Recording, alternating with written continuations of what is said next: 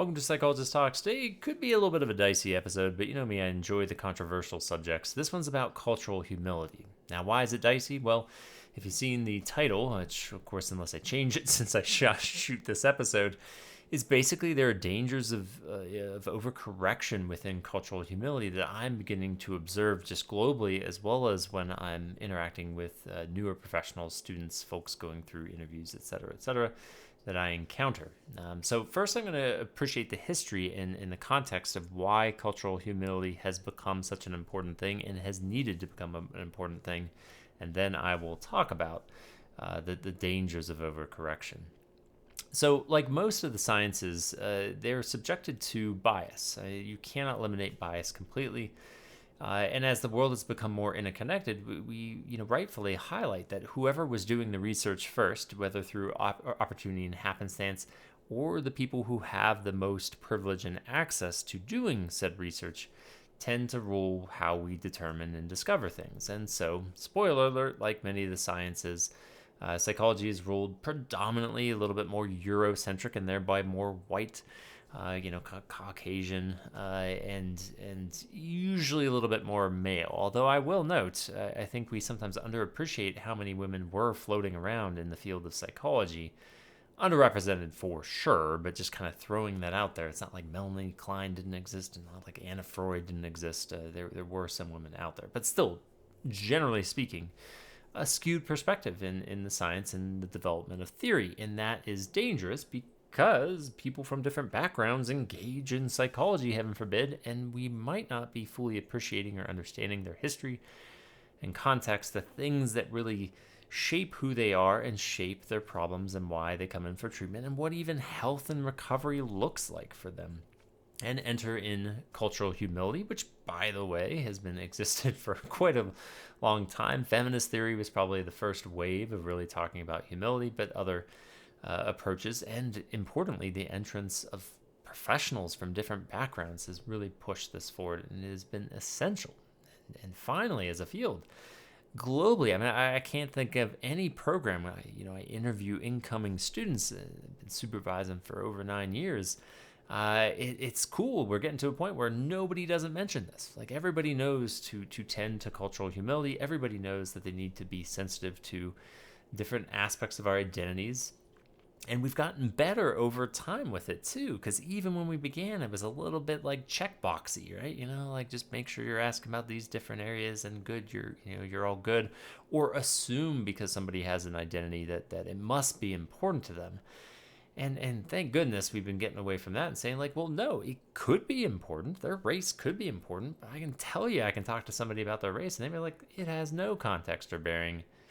Obviously, psychologists know everything has a little bit of a bearing. It just might not rise to the top. But, we defer and we don't assume. And we were getting better and better at that. However, this is where we get to the however. However, there does seem to be a little bit of a consequence here that the increasingly what how do I describe this? It's almost like professionals are giving up their role as a professional, as a not an expert but an informed observer, a barometer. One of my favorite words. We're barometers. This is a relational psychodynamic kind of push, but we're barometers in the room, and we're giving that up because somebody's identity dictates their reality, and an outside observer. How audacious of us if we were to insert our own sort of observations because we've not walked a mile, because we don't share the identity. Again, it comes from a sensible place because in the past we would assume and project and not appreciate. But are we overcorrecting and now absolving and just like giving up and just saying, like, well, who am I, right? Client knows best. I can't dictate anything. And in doing so, the provider becomes this amorphous non-entity. And from a relational psychodynamic perspective, that does a huge disservice to the role. And if anything, can actually be hurtful to progress because it is the opposite extreme. We cannot assert ourselves and be so naive and audacious just to be like, I don't care what identities are, I'm the one who's right. And that's sadly some of our heritage. Relational psychodynamic theory has talked about this for a long time, the dangers of being the objective expert. But we dare not overcorrect and say we know nothing. Why are we in this field if we know nothing? We have to find a middle ground where we can appreciate the context, diversity factors included, upbringing, trauma, you name it, of how it might influence and shape a behavior or a way of thinking. But that does not mean our perspective, our experience of it, our what we notice, themes and trends in somebody's life is indifferent and inconsequential to the person. And understanding themselves and understanding what healthy change in their life looks like. There is a middle ground where we can walk alongside our clients and understand where they come from, but not be bashful, if not ashamed, of saying, like, I'm noticing something. I'm not saying I'm unequivocally right and you have to listen to me and you need to operate the way that I think you should operate. We're conflict, right? Confrontation. It is essential in our field. And if we abandon that, we are actually hurting our clients differently. I mean, yay, we're not like oppressing them, just disregarding their identity. But now we're just kind of like letting them go adrift. So let me provide some examples of this. Let me think this through. I'll give like an example of like a variable. And then I guess I'll speak briefly to like, why could this be a danger? So, example, the two that kind of come to mind, there's a low key one and a higher key one is like, sorry, I'm struggling. This is the problem with ad-libbing these. A part of me wants to keep it general. So let me give a small example first, then I'll make it more general. Say like theft. This one maybe people wouldn't intuit, right? I'm not going to go to race and the obvious ones. Let's go to theft. It's a behavior. And one of the wonderful things about cultural humility is like, because it is a taboo thing. I mean, you go to any culture and there's going to be rules against theft and sometimes really stark rules and consequences around theft. But a role of cultural humility would say, now hold on a second. It could be malicious. It absolutely could be. But, what if the theft serves some sort of purpose? They don't have access. They don't have money. And what if it's something that is important for their livelihood? What if it helps them secure their living? What if it is contextualized by addiction? What if, I'm not trying to make it into some like moralistic thing, but because sometimes it doesn't need to be an issue of morality. It could just be appreciating like, hey, an oppressive system in a neighborhood where, you can't get by, you got to steal. Okay, that contextualizes the thing. But there can be moralistic ones of like, well, what if it's like a life-saving treatment? Or what if it's food on the table? Is that wrong? Are we going to simply assume that theft is immoral and that us as providers go, ooh, that's an impulsive behavior. That's risky. That's antisocial. You need to stop that. That is the beauty of cultural humility. We can hold this more dialectical space and say, well, we got to be careful because, we don't want the consequences of you going to jail, even if it feels like it's for a just cause. At the same time, I can hold and appreciate, gosh, how are you surviving? Why is this necessary? Let's explore and be curious and try to find a way that works for you. Not saying like high five, keep stealing, but like, right? Like I would encourage you to pull away from stealing, but I'm not going to just assume you're a bad person because you have. Now the danger in this though, I can tell you, it's kind of giving away the later one is, personality issues can absolutely manipulate this easily and say like, oh, I need it for other things. And you're like, oh, don't worry, context, I get it. Who am I to say, right? And then they're like, well, and I lie. But, if I don't lie, people will misunderstand me and oppress me. And you're like, oh, okay, no big, right? And if we never enter ourselves into this frame, just be like, well, it can be contextualized by somebody's identity or the demographics or whatever. When are we going to start going, oh, this actually could be a problem, and I'm not going to just like give you a full pass and full empathy and understanding. I'm going to say, this is a problem. This is getting in your way. I don't care what diversity variable is going on here that might contextualize this. I need to be upfront and frank with you. This is not going to be good for you. This is getting you into a lot of trouble. Or, in this world of theft, if we're getting into dicier territories, like I'm having a hard time sensing your sense of kind of sympathy and empathy and remorse, and I have to be curious about that with you.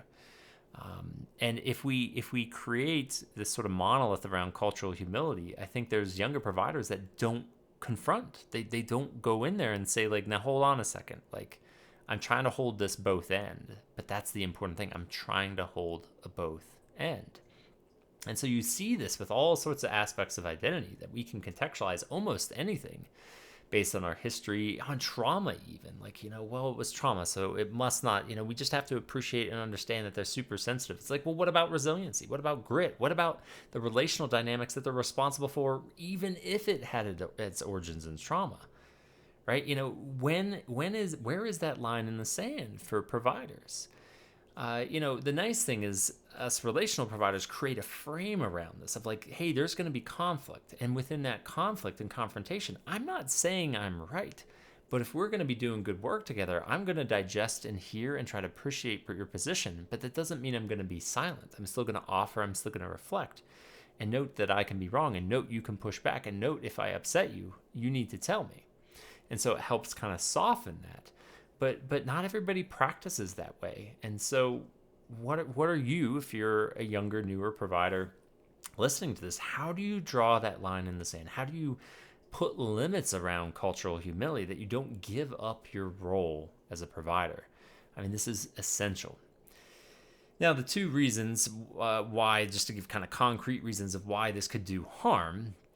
One I've already alluded to, if not directly stated, personality disorders are pretty notorious, right? Like, I've talked about this in another episode of like, if you assume personality is simply trauma, and then you're just like, well, don't worry about it because it's just a reaction to trauma, it can absolve them of the responsibility, the dialectical responsibility that yes, trauma might be influenced why you do what you do. It does not absolve you of the responsibility to change.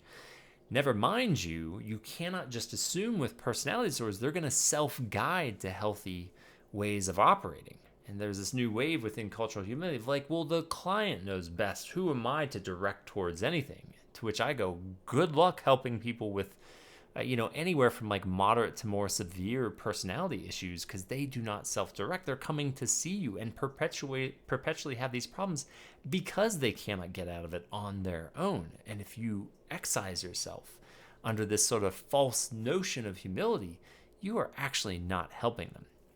The second one I will provide as a systems commentary, and this one might get a little bit dicey, but you talk to anybody in a historically marginalized population, they will readily tell you there are people within their midst that misuse their identities and ruin it for the rest of the class. That they will over leverage identities as like a shield or an excuse for behavior that is not okay and has nothing to do with the identity. And if we don't call people out on that, we are condoning them to be relationally unhealthy and continue on with issues that actually have nothing to do with the identity. and so in a way, we're like hurting the whole movement of diversity if we do not at least quasi insert ourselves into this process and go, okay, that's context, sure, yes, and but. There can be a but in there too.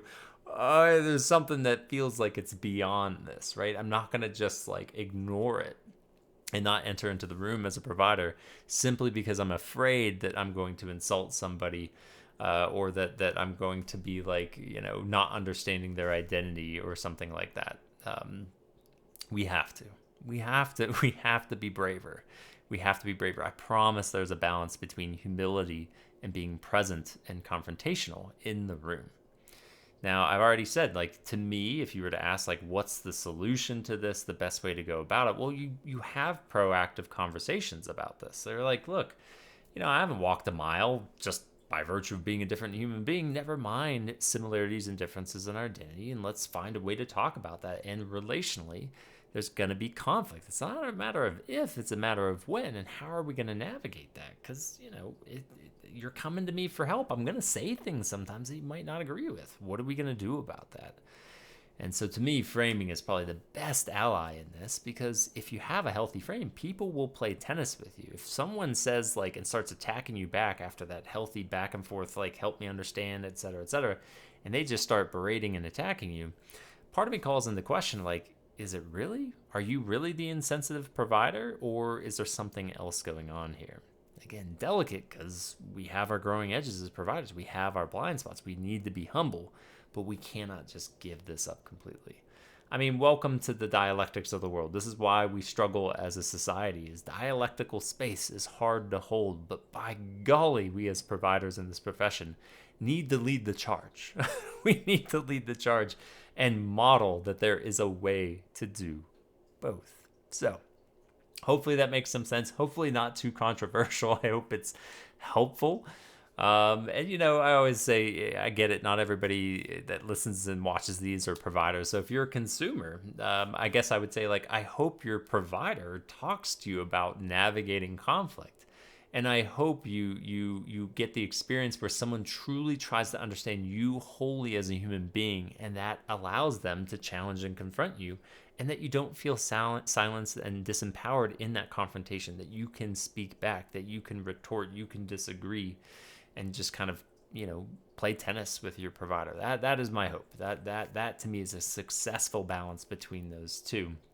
And having proactive conversations with your provider are a great sign that you could get to that healthy, helpful place. So, for whatever that's worth, again, I always get nervous, publishing these, because like, I'm already at 16 minutes. Most people only listen to 2 minutes, and then if the title is controversial, is anybody, I'm just gonna get burnt at the stake for saying this. But I hope it makes sense. I hope it is helpful, especially if you're a new provider trying to encounter this whole notion of humility. How do you do so responsibly? How do you do so in a well-rounded way?